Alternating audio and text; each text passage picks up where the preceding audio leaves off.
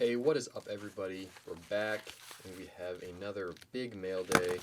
We've got a bunch of low-end stuff and some still low-end, but I guess I'd say mid-range stuff. So we're going to get right into this. I'm trying out this new camera angle just to see how you guys like it. So hopefully it looks pretty decent.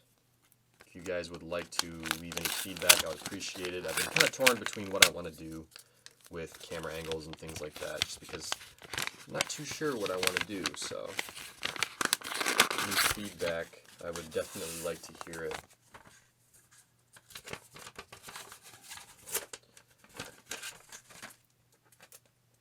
Alright, so we have a little bit of a new investment here.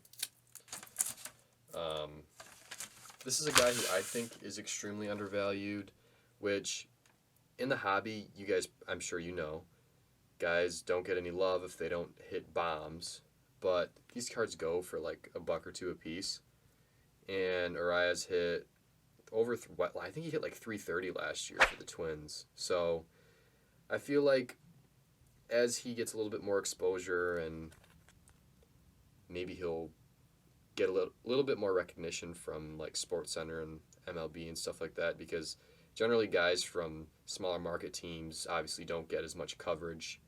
That's why you have guys who are basically unnoticed like Uriah's who have absolutely raked. So that's just one of my cheap investments where I'm going to get a little bit here and there, maybe make a little flip later on.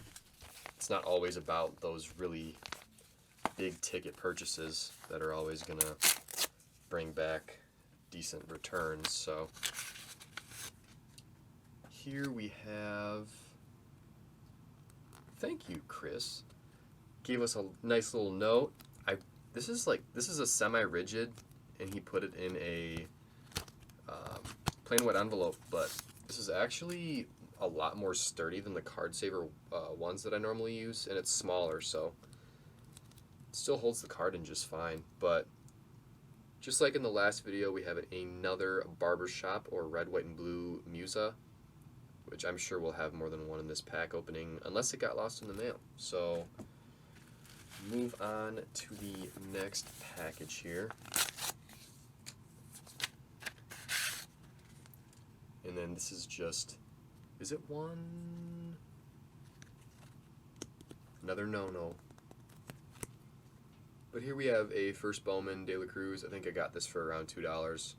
So still really cheap. Obviously not a Mojo, which I was getting for $5, but I've basically bought every single Mojo that I've seen, which is kind of funny, but there's not a whole lot out there. So if this guy ends up panning out, I'm going to be making it pretty big.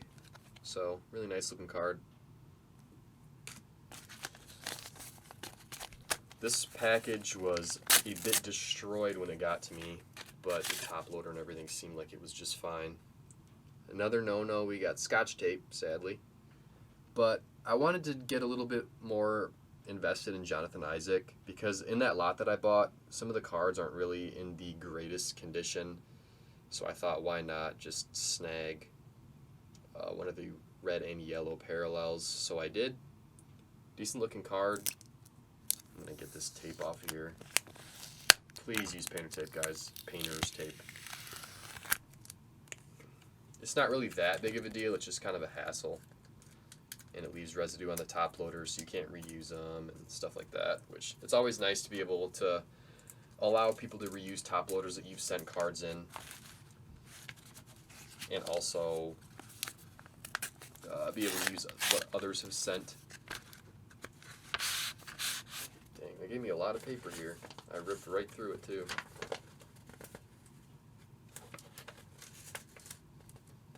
Apparently I got 2 cards in this one. I have no idea how, but I guess we're gonna just see here.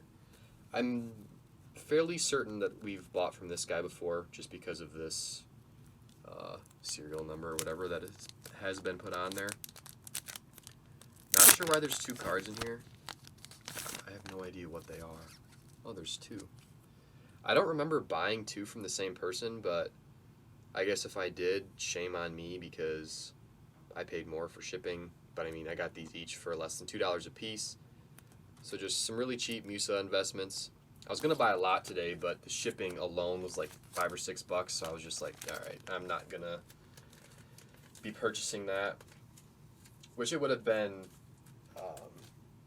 still would have been a pretty decent deal. I just, at the time, I was like, is this really gonna be worth it for me? And I thought no, so I just decided on not purchasing it. All right, so we got good packaging here, besides more bad tape. But as you guys can see, we have a Jared Kelenic, first Bowman Chrome. This was mainly because I'm from Wisconsin, which you guys probably know. I always put the location in the video or whatever, in the description.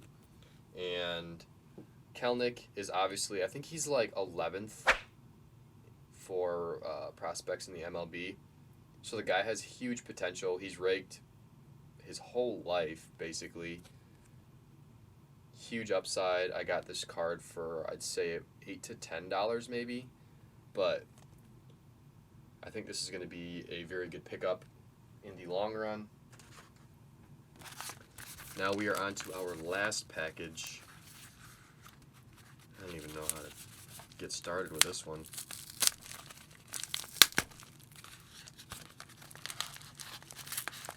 Very well packaged, that's for sure. I like how he doubled, or like used one bubble mailer, but he actually wrapped it around just to give it a bunch of extra protection. And packing tape. Okay, this isn't bad because it's not directly on the top loader. Hopefully they did not put it directly on the top loader, but we've got our knife here to open this package, so we're good. Oops.